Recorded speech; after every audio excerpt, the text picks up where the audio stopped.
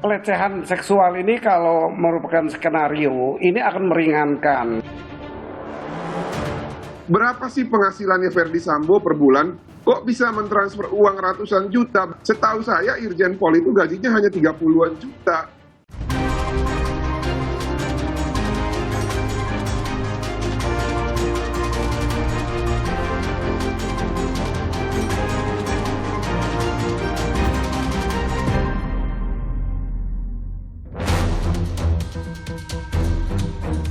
Sejumlah pihak menilai cerita pelecehan seksual merupakan upaya Ferdy Sambo dan Putri untuk meringankan hukuman. 24 saksi diperiksa, polisi klaim sudah mengantongi identitas pelaku pembunuhan dan pembakaran Iwan Budi. Seorang anak berusia 12 tahun diperkosa hingga mengidap HIV. Halo, selamat malam saudara. Anda kembali menyaksikan program Laporan Khusus yang berisi berita pilihan dari redaksi akan menemani Anda selama 30 menit ke depan. Bersama saya, Gracia Adur. Inilah informasi selengkapnya. Saudara, cerita pelecehan seksual konsisten disuarakan tersangka Ferdy Sambo dan istrinya Putri Chandrawati. Sejumlah pihak menilai ini merupakan upaya Ferdy Sambo dan Putri untuk meringankan hukuman terkait pembunuhan berencana terhadap Brigadir Yosua.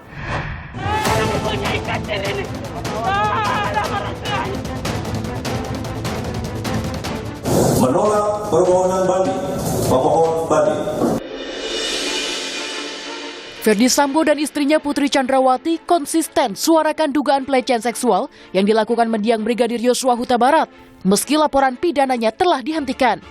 Sejumlah pihak menilai ini merupakan upaya Ferdy Sambo dan Putri untuk menghindari sangkaan primer pasal 340 terkait pembunuhan berencana terhadap Brigadir Yosua yang dapat dijerat hukuman mati.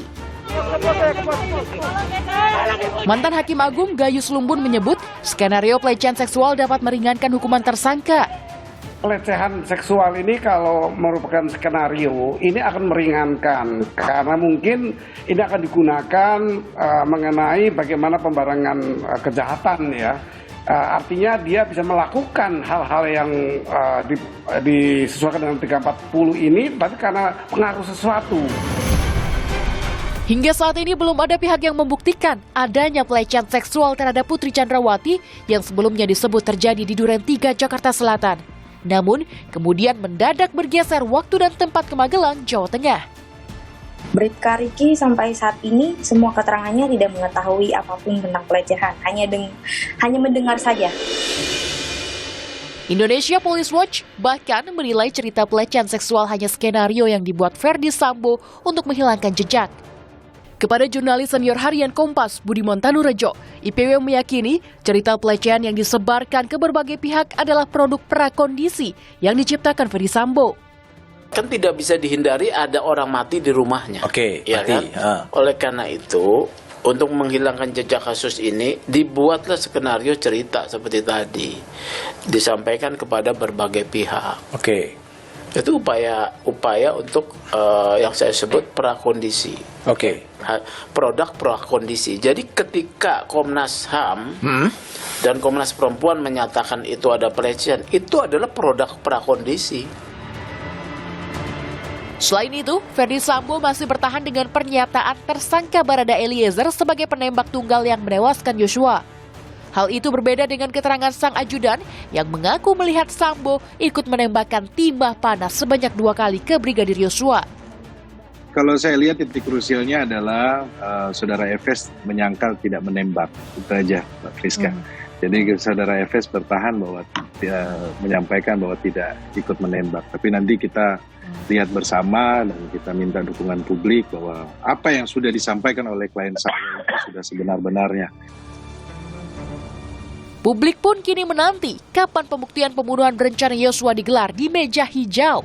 Saat ini, Kejaksaan Agung tengah meneliti berkas yang diserahkan tim Sus Bareskrim Polri yang sebelumnya dikembalikan oleh Kejaksaan karena dinilai belum lengkap. Untuk perkara melanggar pasal 338 dan 340, 4 perkara sudah diterima kembali berkasnya pada hari Rabu, tanggal 14 September 2022. dan 1 perkara atas nama PJ kita kembali menerima berkasnya hari Kamis kemarin. Di sisi lain, polemik aliran dana dari rekening Yosua ke salah satu tersangka yang sempat diungkap kuasa hukum keluarga Yosua kembali mencuat. Sebelumnya, Kamarudin Simanjuntak sempat melaporkan temuan itu kepada penyidik tim Sus Barreskrim Polri pada 16 Agustus lalu. Seperti saya katakan yang lalu-lalu, ada 4 rekening daripada almarhum ini dikuasai atau dicuri oleh terduga Ferdi Sambo dan kawan-kawan. Handphonenya, ATM-nya di 4 bank. Kuasa hukum Ferdi Sambo dan Putri Chandrawati pun membenarkan ada rekening atas nama Bribka Riki Rizal dan Brigadir Yosua yang dikuasai Putri Chandrawati. Ia menyebut rekening itu digunakan untuk keperluan masing-masing ajudan, Bribka Riki di Magelang dan Brigadir Yosua yang bertugas di Jakarta. Anggota tim kuasa hukum keluarga Yosua lalu mempertanyakan penggunaan identitas para ajudan dan status uang yang keluar masuk di rekening tersebut. Kenapa kok atas nama rekeningnya Yosua yang digunakan? Kenapa tidak rekening PC atau FS yang dibuat lalu diserahkan kepada Yosua? Nah, itu poin pertama. Yang kedua, berapa sih penghasilannya Ferdi Sambo per bulan? Berapa sih penghasilannya Putri Chandrawati sebulan? Kok bisa mentransfer uang ratusan juta bulanan gitu ya untuk beberapa dapur gitu, di Magelang sekian ratus juta, di Jakarta sekian ratus juta. Setahu saya Irjen Pol itu gajinya hanya 30-an juta.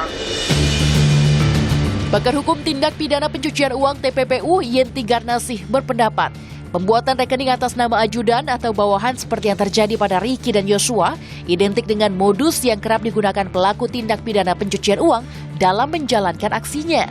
Modus-modus seperti ini kok seperti jadi modusnya TPPU ya. Modusnya TPPU itu ya seperti ini, jadi orang-orang yang melakukan kejahatan itu biasanya minta KTP anak buahnya atau bahkan ada cleaning service, KTP-nya dipakai untuk membuka rekening, kemudian langsung diambil dia, baik rekeningnya maupun ATM-nya. PPATK atau Pusat Pelaporan dan Analisis Transaksi Keuangan mengaku telah menganalisis sejumlah transaksi mencurigakan para tersangka dan telah menyerahkan hasilnya ke penyidik Polri. Ya, kita fair aja ya. Artinya dari transaksi yang ada tadi, semua kita sampaikan dan penyidiklah nanti yang menindaklanjuti. Karena mereka yang punya kewenangan melakukan penyelidikan dan penyidikan. Tugas PPATK sebagai FIU menelusuri saja aliran dana yang ada tadi. Sementara itu, upaya Ferdi Sambo melawan pemecatannya dari institusi Polri tak membuahkan hasil. Sidang Komisi Kode Etik Polri Senin kemarin memutuskan menolak permohonan banding Ferdi Sambo sekaligus menguatkan putusan sidang Komisi Etik Polri sebelumnya, yakni menjatuhkan sanksi pemberhentian dengan tidak hormat kepada Ferdi Sambo. Putusan ini bersifat final dan mengikat. 1. Menolak permohonan banding pemohon banding. Dan 2. Menguatkan putusan sidang Komisi Kode Etik Polri.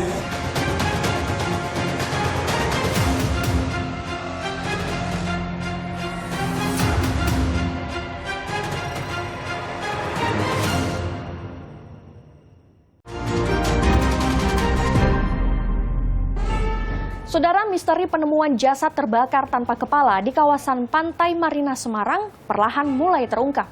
Dari hasil penyelidikan dan pemeriksaan 24 saksi serta analisis barang bukti yang ditemukan, polisi mengklaim sudah mengantongi identitas para pelaku pembunuhan dan pembakaran.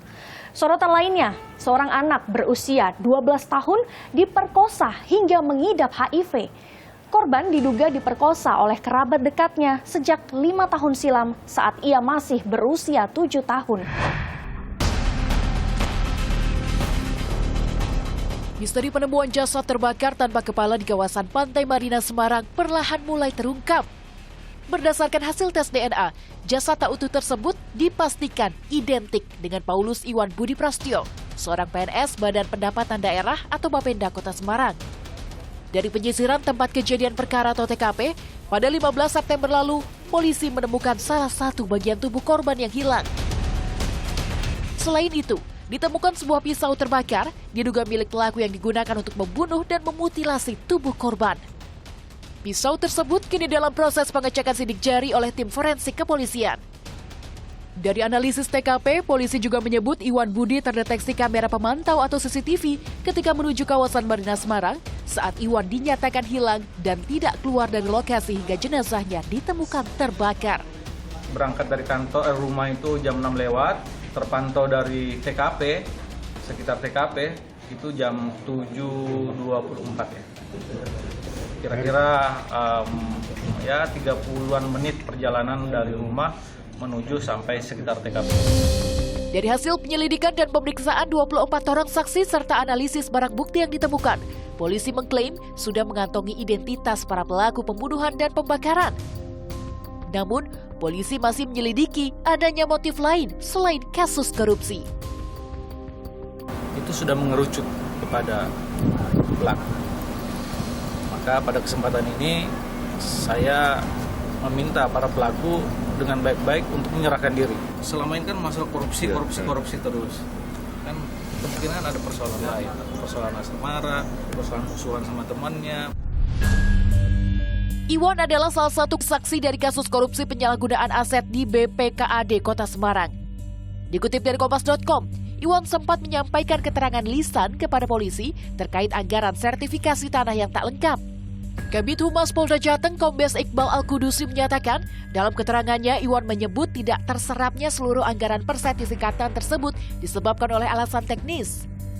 Pihak kepolisian kini tengah menelusuri jejak komunikasi terakhir korban melalui handphone yang turut ditemukan di TKP. Namun sayang, SIM card dalam HP tersebut rusak hangus terbakar. Polisi pun meminta bantuan istri Iwan mengurus sejumlah data agar SIM card dapat dipulihkan kembali. Kepada Kompas TV, istri Iwan Budi Prasetyo, Teresia Oni Anggarawati mengungkap, suaminya pernah bercerita dimintai keterangan terkait dugaan kasus korupsi lahan hibah oleh polisi pada Mei 2022, namun Iwan mengatakan tidak ada masalah. Teresia pun mengaku telah memaafkan pelaku dan meminta pelaku menyerahkan diri.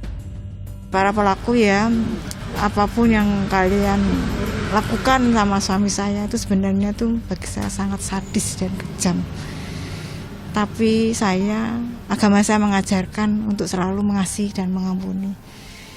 Saya, secara pribadi saya keluarga, saya memaafkan.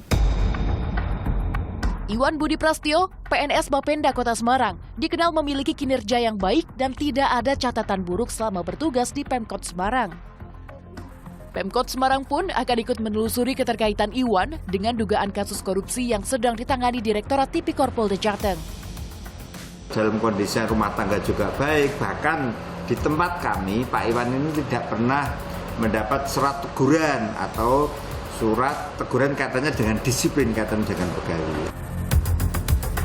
Iwan dilaporkan hilang sejak 24 Agustus 2022 hingga akhirnya ditemukan tewas terbakar tanpa kepala pada 8 September 2022. Iwan seharusnya memenuhi panggilan polisi untuk dimintai keterangan sebagai saksi kasus dugaan korupsi penyalahgunaan aset Pemkot Semarang sehari setelah dilaporkan hilang. Beralih ke sorotan lain, seorang anak berusia 12 tahun di Medan, Sumatera Utara menjadi korban pemerkosaan hingga mengidap HIV. Korban berinisial JA diduga diperkosa sejak 5 tahun silam saat ia masih berusia 7 tahun. Mirisnya, tindak asusila tersebut diduga dilakukan oleh 3 kerabat dekat yang seharusnya melindungi korban. Tak hanya menjadi korban pemerkosaan, JA juga diduga menjadi korban prostitusi oleh keluarganya sendiri. Telah berlangsung bertahun-tahun, kasus pemerkosaan baru terkuak. Usai JA dilarikan ke rumah sakit atas keluhan sakit perut dan batuk. Sriwati, tim Fortune Community yang mendampingi JA menyebut, dari tenggorokan ke lambung semua jamur. Ada polip di usus 12 jari. Cek lebih lanjut penegakan hasilnya, ternyata positif itu HIV. Kisah pilu yang menimpa JA terjadi usai kedua orang tuanya berpisah. Korban diduga pertama kali diperkosa oleh kekasih sang ibu berinisial B. Tindak asusila dilakukan B ketika sang ibu bekerja. Tak lama berselang, ibu korban meninggal dan JA tinggal bersama neneknya. Kembali terulang. Pemerkosaan kedua diduga dilakukan oleh adik nenek korban berinisial CA. JA kemudian tinggal dengan tantenya berinisial A. Tak disangka, tante korban yang diduga mucikari justru memaksa JA melayani sejumlah pria. Tak hanya itu, JA juga diduga kerap menerima perlakuan kasar dan kekerasan seksual dari suami A. Karena perlakuan buruk itu, nenek korban lalu menitipkan JA ke kerabat yang lain. Namun 3 bulan berselang, JA menunjukkan gejala sakit yang tak kunjung sembuh. Kini, JA tengah dirawat jalan di bawah pengawasan Perhimpunan Tionghoa Demokrat Indonesia atau Pertidi, serta Yayasan Peduli Anak Terdampak HIV. Keadaan korban sekarang saat ini membaik, untuk saat ini membaik ya. Dan sekarang dirawat jalan oleh yayasan. Kasus dugaan pemerkosaan terhadap JA masih dalam penyelidikan polisi. Sudah ada 3 terlapor, namun belum ada penetapan tersangka. Saat ini proses penyelidikan sedang berjalan, termasuk juga diantaranya pemeriksaan para saksi. Mudah-mudahan dapat segera kami tuntaskan. Lantas, apa sanksi pidana dan denda yang menanti pelaku? Mengacu pada pasal 76D UU RI nomor 35 tahun 2014 tentang perlindungan anak, pelaku yang memaksa persetubuhan dengannya atau orang lain dapat dipidana penjara maksimal 15 tahun dan denda maksimal 5 miliar rupiah. Selain itu, jika tindak kejahatan dilakukan oleh orang tua, wali, pengasuh, pendidik, maka pidana ditambah sepertiga dari ancaman pidana. Kemudian, mengacu pasal 76F UU Perlindungan Anak, pelaku yang membiarkan, melakukan, menyuruh melakukan perjualan atau perdagangan anak dapat dijatuhkan pidana penjara maksimal 15 tahun dan maksimal denda 300 juta rupiah.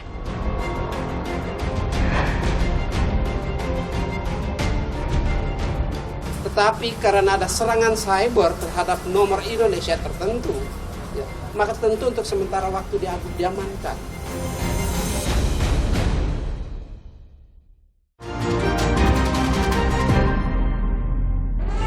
Saudara, seorang pemuda pedagang es ditetapkan sebagai tersangka atas dugaan membantu aksi hacker Bjorka. Ia mengaku telah membuat kanal Telegram yang dibeli Bjorka. Sementara itu, pemerintah melalui Menko Polhukam menyatakan telah mengantongi identitas hacker Bjorka. Namun, hingga kini, identitas hacker Bjorka masih misteri.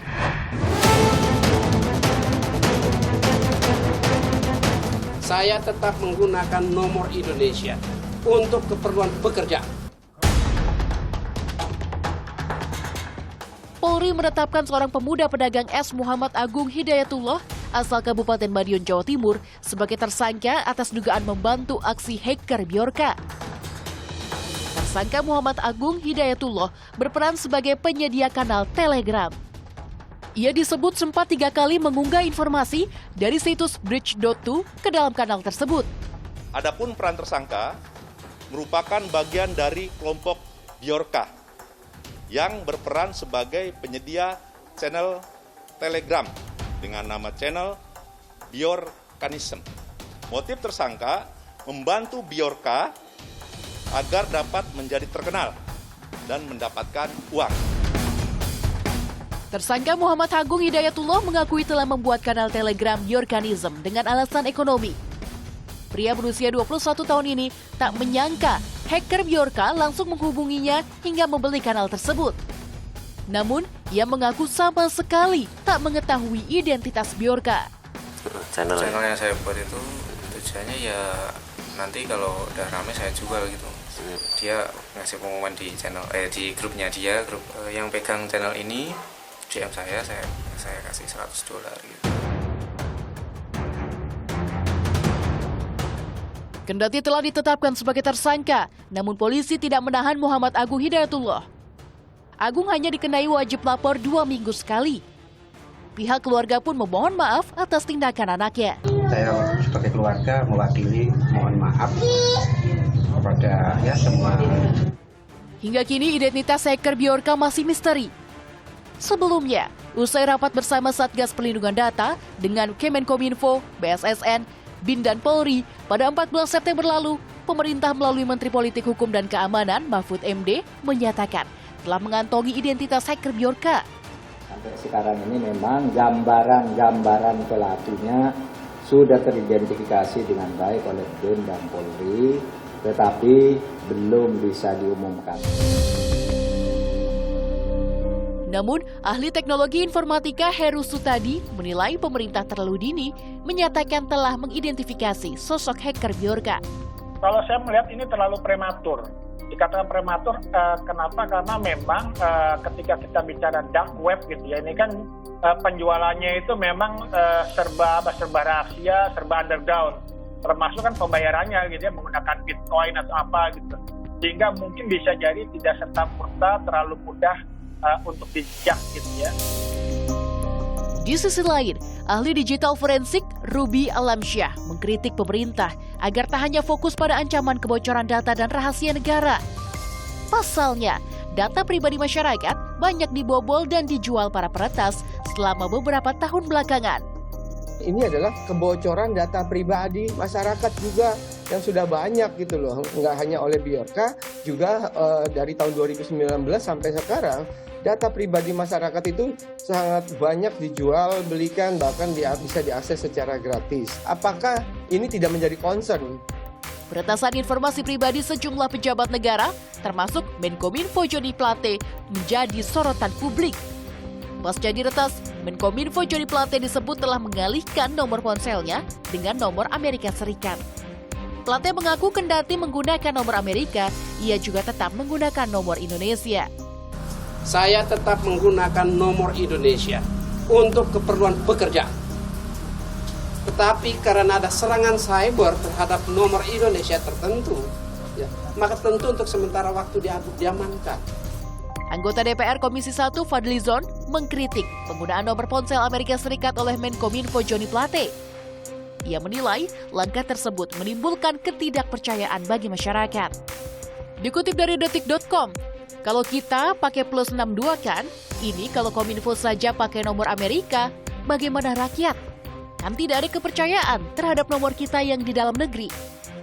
DPR telah mengesahkan rancangan Undang-Undang Perlindungan Data Pribadi atau RUU PDP yang diharapkan menjadi solusi atas kasus-kasus kebocoran informasi pribadi dalam rapat paripurna hari ini. Terima kasih. Sepatutnya, pemerintah sigap dan tangkas agar tak kalah cepat dari aksi para peretas.